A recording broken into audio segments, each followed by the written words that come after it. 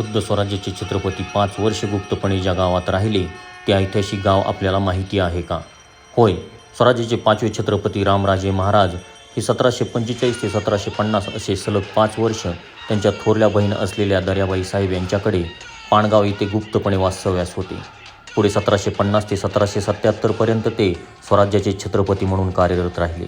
छत्रपती राजाराम महाराज व महाराणी ताराराणी साहेब यांची नात असलेल्या दर्याबाई साहेब यांचे पाणगाव हे सासर होय आणि त्यांचे पती निंबाजीराव नाईक निंबाळकर हे शूर, धाडसी आणि स्वराज्याचे सरसेनापती म्हणून अधिकार पदावर कार्यरत होते. दर्याबाई साहेब यांनी देखील स्वराज्यासाठी अनेकदा तलवार हाती घेऊन रण गाजविल्याचा इतिहास आहे.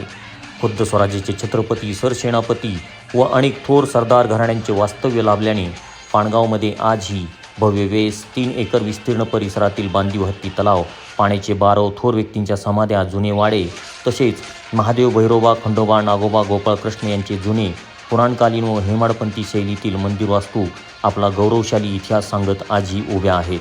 गरज आहे ती इतिहासप्रेमींनी येथे भेट देऊन इतिहासावर प्रकाश टाकण्याची.